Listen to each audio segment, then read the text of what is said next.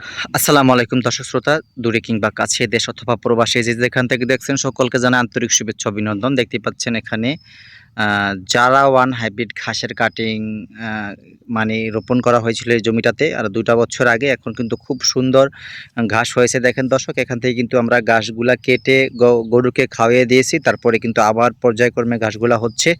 দেখতেই পাচ্ছেন কত সুন্দরভাবে হচ্ছে ঘাসটা। এটা কিন্তু ১২ মাস ফলন পাওয়া যায়। আপনার গ্রীষ্ম, বর্ষা, শরৎ, হেমন্ত, শীত, বসন্ত এভরিথিং সকল সময় এই গাছটার ভালো ফলন পাওয়া যায়। আর ওই পাশে দেখতে পাচ্ছেন বড়, বড় কিছু ঘাস দেখা যাচ্ছে। ওগুলা হচ্ছে জারা ওয়ান হাইব্রিড ঘাসের পরিপক্ক কাটিং। আমি এগুলা সারা বাংলাদেশে কুরিয়ারের মাধ্যমে খামারি ভাই বোনদের কাছে বিক্রি করে থাকি। যারা গবাদি পশু পালন করতে চান তাদের জন্য ওই জমিটা প্রস্তুত করা আছে। আমরা ওখান থেকে আ আমরা অর্ডারগুলা কেটে আমরা কাটিং দিয়ে থাকি, যাতে করে এরকম ঘাস চাষ করতে পারেন খামারি ভাই বোনেরা। আর দেখেন দর্শক, প্রচুর পরিমাণে কিন্তু ঘাস রয়েছে, বিঘায়, বিঘায় ঘাস। যেহেতু আমি একজন কাটিং উদ্যোক্তা, সারা বাংলাদেশের পরিপাক কাটিং প্রস্তুত করি এবং পাশাপাশি খামার রয়েছে। সেক্ষেত্রে আমার ঘাস চাষের বিকল্প কিছুই নেই আমি মনে করি। আমি কিন্তু আমার ঘাসের উপর নির্ভর করে আমার খামার পরিচালনা করে আসছি এবং সারা বাংলাদেশে খামারি ভাই বোনদের পরিপক্ক কাটিং দিয়ে আসছি। আসলে এই ঘাসটা এমন একটা আল্লাহর অশেষ রহমত বা নেয়ামত। আপনি দেখেন, এটা আমি ২ বছর আগে রোপণ করেছি, তারপরও কতটা ফলন, বারবার কাটছি, বারবার হচ্ছে। মানে এটা খনিজ পদার্থর মতো, মানে খনিজ পদার্থ নিঃশেষ হয়ে যাবে, কিন্তু এটা কিন্তু তাও নিঃশেষ হবে না যতদিন পর্যন্ত এটা সতেজ থাকে, গোড়াগুলো ভালো থাকে আরকি।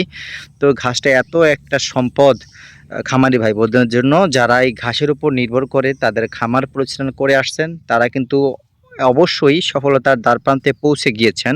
আমি বারবার বলি, যারা ঘাস চাষ করতে ব্যর্থ হবেন, ঘাস চাষ করাকে পেশা মনে করবেন না, তারা যাতে খামারি লাইনে না আসেন। কারণ আপনারা এই ঘাস ছাড়া সঠিকভাবে, ভালোভাবে আপনি খামার পরিচালনা করতে পারবেন না। যতই আপনার টাকা পয়সা থাকুক, দানাদার খাদ্যের উপর নির্ভরশীল হয়ে খামার কখনোই ভালোভাবে পরিচালনা করা যায় না।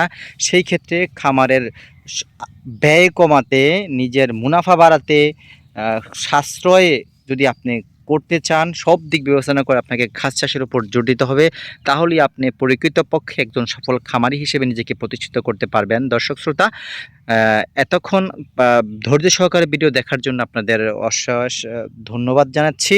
আর যদি আপনাদের কাটিং প্রয়োজন হয়, পরিপক্ক কাটিং, তাহলে দেরি করবেন না। আমার স্ক্রিনে দেওয়া নাম্বারে যোগাযোগ করে আপনি পরিপক্ক কাটিং সংগ্রহ করতে পারেন। আমার কাছে রয়েছে প্রায় ৪ থেকে ৫ টা জাতের ঘাসের কাটিং পরিপক্ক।